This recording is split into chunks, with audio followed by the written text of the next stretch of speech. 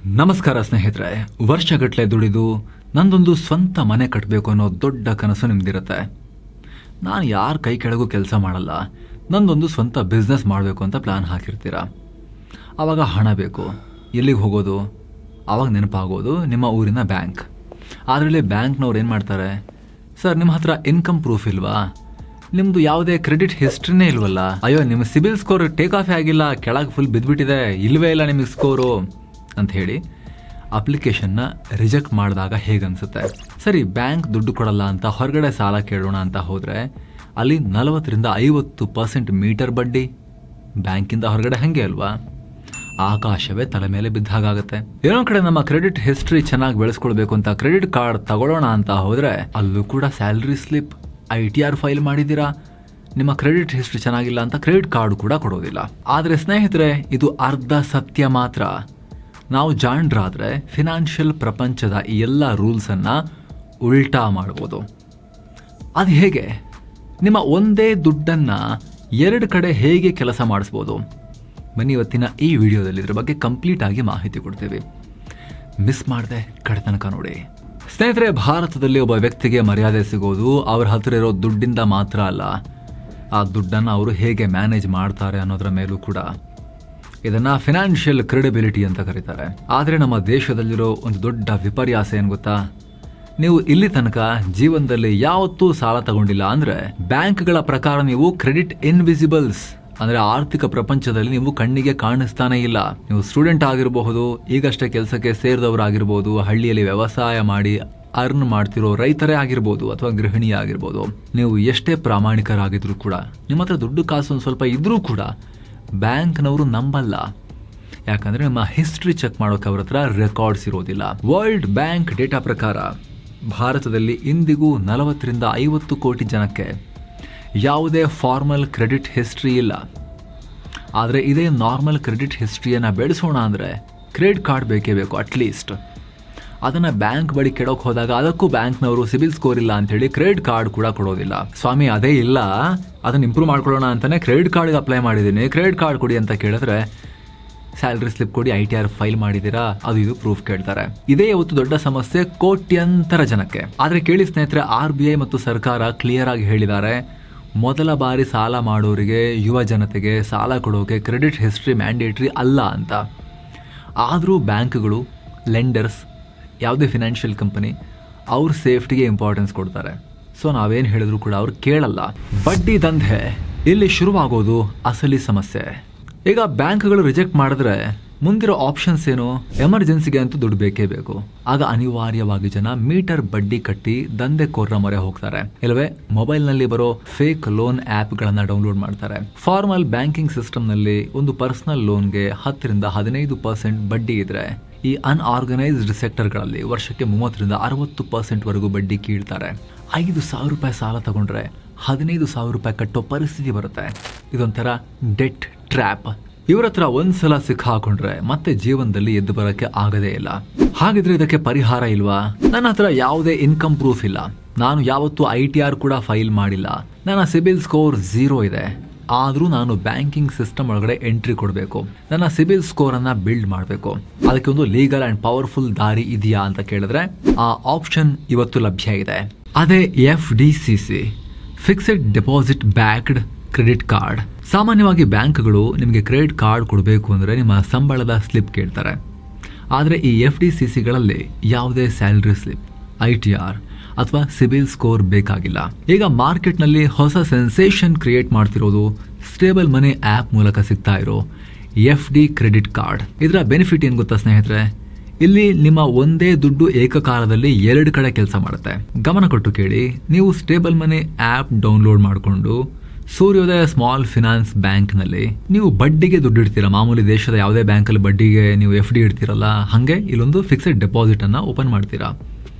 ಇದನ್ನು ಬರೀ 1,000 ರೂಪಾಯಿಂದ 5,000 ರೂಪಾಯಿಂದನೂ ಶುರು ಮಾಡ್ಬೋದು. ನಿಮ್ಮ ಹತ್ರ ಇರೋ ಆ ಚಿಕ್ಕ ಉಳಿತಾಯದ ಹಣವನ್ನು FD ಇಟ್ಟ ತಕ್ಷಣ ಆ ಹಣದ ಮೇಲೆ ಸುಮ್ಮನೆ ಅಲ್ಲ, ಅದು ಡೆಪಾಸಿಟ್ ಅಲ್ಲ, ಅದು ನಾರ್ಮಲ್ ಡೆಪಾಸಿಟ್ ಅಲ್ಲ, ಸೆಕ್ಯೂರಿಟಿ ದುಡ್ಡಲ್ಲ, ಅದು FD. ನಿಮ್ಮ ಹೆಸರಲ್ಲಿ ನೀವಿಟ್ಟಿರೋ FD, ಬ್ಯಾಂಕ್ FD ಬಡ್ಡಿ ಕೊಡ್ತಾರೆ ಅದಕ್ಕೆ. ಇದು ಮೊದಲನೇ ಲಾಭ. ರೈಟ್ ನಾವು ಎಷ್ಟಿದೆ ಗೊತ್ತಾ ಬಡ್ಡಿ? 8.25% ಬಡ್ಡಿ ಕೊಡ್ತಾ ಇರ್ತಾರೆ ಅದಕ್ಕೆ. ವರ್ಷಕ್ಕೆ ಅಪ್ಲೈ ಆಗ್ತಾನೆ ಹೋಗ್ತಿರುತ್ತೆ, ಅದಕ್ಕೆ ಬಡ್ಡಿ ಮೇಲೆ ಬಡ್ಡಿ ಬೆಳಿತಾನೆ ಹೋಗ್ತಿರುತ್ತೆ.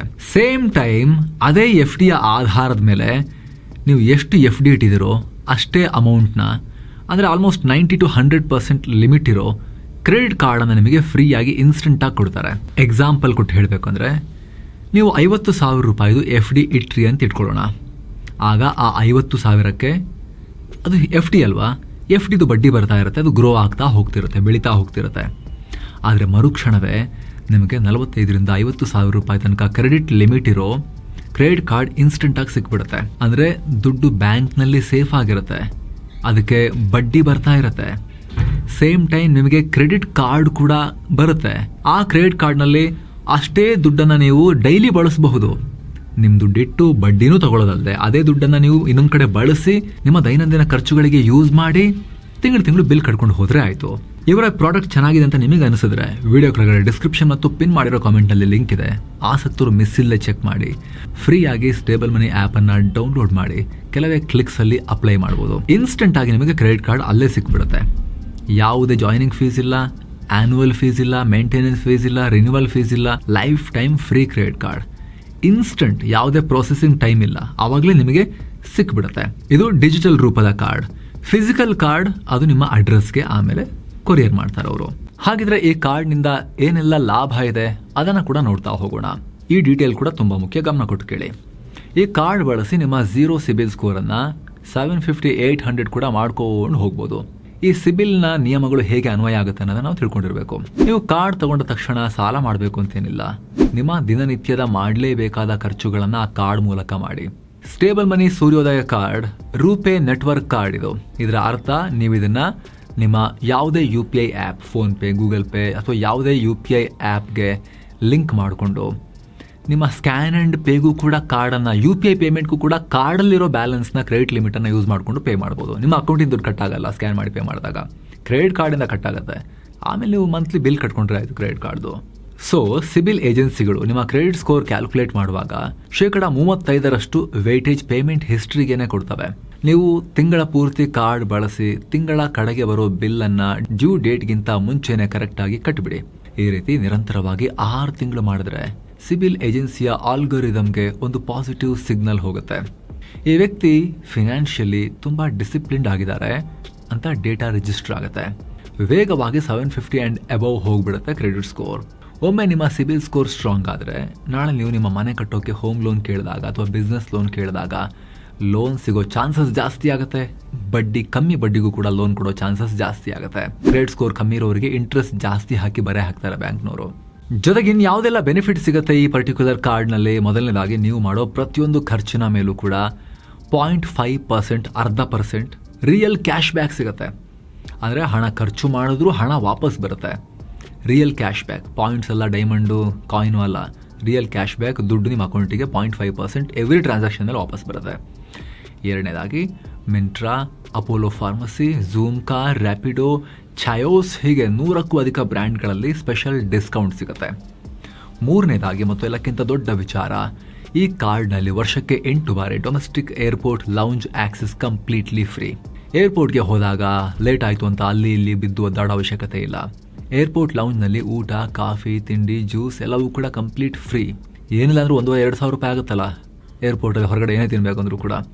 ಆದರೆ ಈ ಕಾರ್ಡ್ ಇರೋರಿಗೆ ಡೊಮೆಸ್ಟಿಕ್ ಏರ್ಪೋರ್ಟ್ ಲೌಂಜ್ ಆಕ್ಸೆಸ್ ಇದ್ದಾಗ ಒಳಗಡೆ ಎಲ್ಲವೂ ಕೂಡ AC-ಯಲ್ಲಿ ಫ್ರೀಯಾಗಿ ಸಿಗುತ್ತೆ. ಆದರೆ ಗಮನಿಸಿ ಸ್ನೇಹಿತರೆ, ಈ ಒಂದು ಪ್ರೀಮಿಯಂ ಫೀಚರ್ನಲ್ಲಿ ಒಂದು ಸಣ್ಣ ಕಂಡೀಷನ್ ಇದೆ. ಬೇರೆಯವರೆಲ್ಲ ಏನು ಕಂಡೀಷನ್ ಹಾಕ್ತಾರೆ ಹೇಳಿ, ನೀವು ಲಾಸ್ಟ್ ಮಂತ್ ಅಷ್ಟು ಖರ್ಚು ಮಾಡಿರಬೇಕು, ವರ್ಷಕ್ಕೆ ಇಷ್ಟು ಖರ್ಚು ಮಾಡಿರಬೇಕು, ಅವಾಗ ಮಾತ್ರ ಅಂತ. ಇವ್ರದ್ದು ಆ ಥರದ್ದೆಲ್ಲ ಕಂಡೀಷನ್ ಏನೂ ಇಲ್ಲ, ಆ ಥರ ವರಿ ಇಲ್ಲ.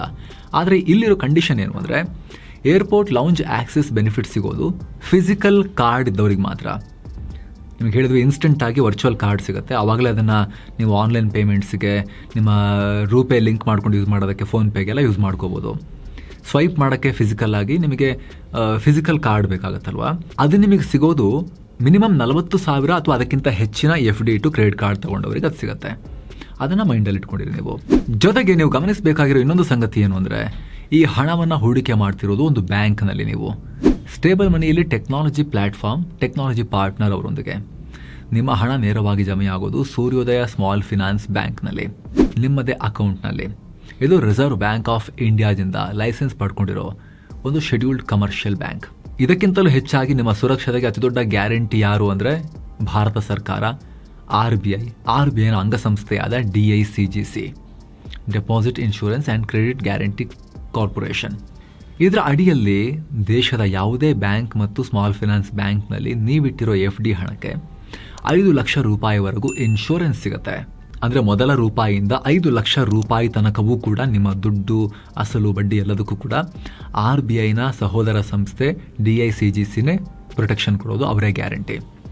ಇದು ಭಾರತ ಸರ್ಕಾರದ ಕಾನೂನಿನ ಅನ್ವಯ ಸ್ಥಾಪನೆ ಆಗಿರೋದು. ಇದಕ್ಕೆ ಯಾವುದೇ ಸ್ಪೆಷಲ್ ನೀವು ಅಪ್ಲೈ ಮಾಡಬೇಕು, ಹೊಸದಾಗಿ ಏನೋ ದುಡ್ಡು ಕೊಟ್ಟು ಇನ್ಶೂರೆನ್ಸ್ ಮಾಡಿಸ್ಬೇಕೇನೂ ಇಲ್ಲ.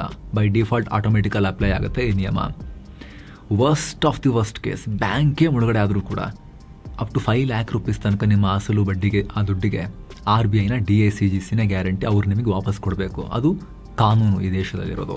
ಜೊತೆಗೆ ಈ FDಗೆ ಯಾವುದೇ ಲಾಕ್ ಇನ್ ಪೀರಿಯಡ್ ಇಲ್ಲ.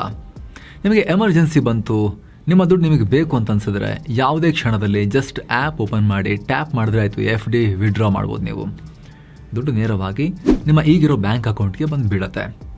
ಒಟ್ಟಾರೆ ಫಿನಾನ್ಷಿಯಲ್ ಪ್ರಪಂಚದಲ್ಲಿ CIBIL score is the real gold. ಅದನ್ನು ನಿಮ್ಮದಾಗಿಸ್ಕೊಳ್ಳೋಕೆ, ಸಾಲದ ಸುಳಿಯಿಂದ ಆಚೆ ಬಂದು ಆರ್ಥಿಕ ಶಿಸ್ತಿನ ಕಡೆಗೆ ಪ್ರಯಾಣ ಬೆಳೆಸೋಕೆ ನೀವು ಕೂಡ ಇದನ್ನು ಯೂಸ್ ಮಾಡ್ಕೋಬೋದು. ವಿಡಿಯೋ ಕೆಳಗಡೆ ಡಿಸ್ಕ್ರಿಪ್ಷನ್ ಮತ್ತು ಪಿನ್ ಮಾಡಿರೋ ಕಾಮೆಂಟ್ನಲ್ಲಿ ಸ್ಟೇಬಲ್ ಮನಿಯವರ ಲಿಂಕ್ ಇದೆ. ಆ್ಯಪನ್ನು ನೀವು ಫ್ರೀಯಾಗಿ ಡೌನ್ಲೋಡ್ ಮಾಡ್ಬೋದು ಸ್ನೇಹಿತರೆ. ಅದಾದ ನಂತರ ಕೆಲವೇ ಕ್ಲಿಕ್ಸಲ್ಲಿ ನೀವು ಸೂರ್ಯೋದಯ ಸ್ಮಾಲ್ ಫೈನಾನ್ಸ್ ಬ್ಯಾಂಕಲ್ಲಿ FD ಇಟ್ಟು ನಿಮ್ಮ ಇನ್ಸ್ಟೆಂಟ್ ಕ್ರೆಡಿಟ್ ಕಾರ್ಡನ್ನು ಪಡ್ಕೋಬಹುದು. ಅದು ಕೂಡ credit card joining fees 0, life time free credit card, annual fees ಕೂಡ ಇರೋದಿಲ್ಲ.